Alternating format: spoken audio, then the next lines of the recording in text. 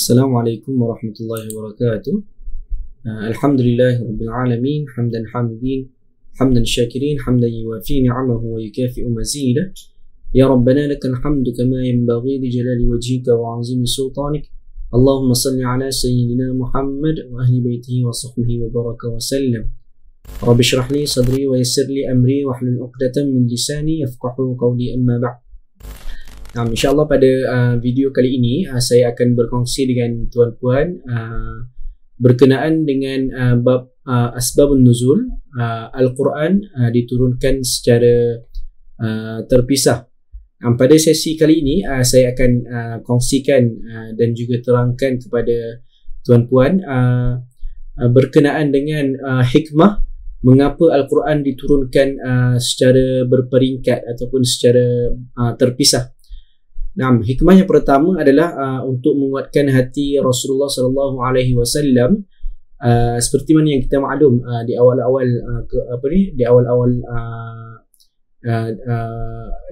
awal-awal kemunculan Islam, Nabi Muhammad sallallahu alaihi wasallam di pulau ataupun ditentang oleh kaum-kaum musyrikin di Mekah. Dan ketika mana Rasulullah sallallahu alaihi wasallam hendak menyebarkan dakwah Islam, beliau mendapat kecaman ataupun beliau berhadapan dengan orang-orang musyrikin yang keras hati mereka.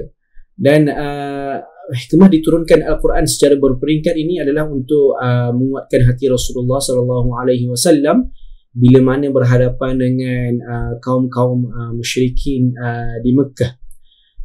Dalil Quran berkenaan dengan hikmah ini adalah a'udzubillahi minasyaitanir rajim wa qala alladhina kafaru laula nuzila alaihi alquranu jumlatan wahidah kadzalika linuthabbita bihi fuadak warattalnahu tartila. Dan orang-orang yang kafir berkata, mengapa tidak diturunkan Al-Quran itu kepada Muhammad sallallahu alaihi wasallam secara sekaligus? Dan Nabi menjawab, Al-Quran itu diturunkan dan Allah menjawab, Al-Quran itu diturunkan secara beransur-ansur kerana kami hendak menetapkan hatimu, yakni hati Nabi Muhammad sallallahu alaihi wasallam dengannya, dan kami nyatakan bacaannya kepadamu dengan teratur satu persatu.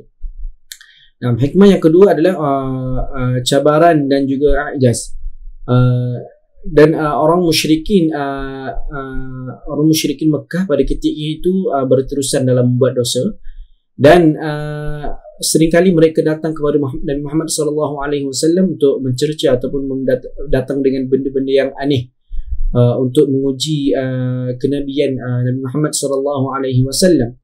Dan Al-Quran diturunkan untuk membalas atau mengcounter balik apa-apa yang dimaklumkan ataupun apa-apa yang diberitakan oleh kaum musyrikin pada ketika itu. Dan dalil Quran adalah wala ya'tunaka bimathalin illa ji'naka bil haqqi wa ahsana tafsira. Dan mereka orang-orang kafir itu tidak datang kepadamu, yakni Muhammad, membawa sesuatu yang aneh, melainkan kami datangkan kepadamu yang benar dan penjelasan yang paling baik, itu Al-Quran. Hikmah yang ketiga adalah memudahkan penjagaan dan hafalan. Seperti mana yang kita maklum, Al-Quran itu diturunkan kepada kaum Arab yang ummi, iaitu yang buta huruf pada ketika itu. Jadi sekiranya Al-Quran itu diturunkan sekaligus, maka ianya menjadi suatu kesukaran lah untuk kaum-kaum orang-orang Islam untuk menghafal dan menjaga Al-Quran. Dan Al-Quran ini diturunkan secara tadarruj ataupun secara berperingkat untuk memudahkan mereka memahami, mentadabbur dan juga menyebarkan Al-Quran, seterusnya menjaga Al-Quran daripada penyelewengan dan sebagainya. Dan seperti mana yang dimaklumkan ataupun seperti mana yang dikhabarkan Allah dalam Quran, huwa alladhi ba'atha fil ummiyina rasulan minhum yatlu 'alaihim ayatihi wa yuzakkihim wa yu'allimuhumul kitaba wal hikmata wa in kanu min qablu lafi dhalalin mubin. Yang maksudnya dialah yang telah mengutuskan dalam kalangan orang-orang Arab yang ummiyin seorang rasul, iaitu Nabi Muhammad sallallahu alaihi wasallam, dari bangsa mereka sendiri yang membacakan kepada mereka ayat-ayat Allah, iaitu Al-Quran, yang membuktikan keesaan Allah dan kekuasaannya dan membersihkan mereka daripada i'tiqad yang sesat, serta mengajarkan mereka kitab Allah, ini Al-Quran, dan hikmah, pengetahuan yang mendalam mengenai hukum syarak. Dan sesungguhnya mereka sebelum kedatangan Nabi Muhammad SAW itu adalah dalam kesesatan yang nyata.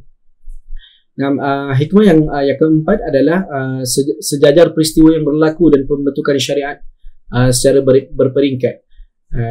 Dan setengah ayat Al-Quran itu diturunkan berdasarkan asbabun nuzul, diturunkan bila mana terjadi sesuatu, maka Allah akan turunkan sesuatu ayat untuk menerangkan syariat ataupun untuk menjawab apabila ditanyakan soalan-soalan daripada kaum muslimin berkenaan dengan syariat, hukum hakam dan sebagainya.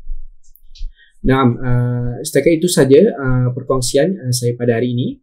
InsyaAllah moga-moga apa yang saya kongsikan pada hari ini, pada video kali ini, dapat memberi manfaat kepada tuan-puan dan juga saya, dan semoga kita semua dirahmati Allah Subhanahu Wa Taala dan menjadi sebahagian daripada ahlul Quran, insya-Allah.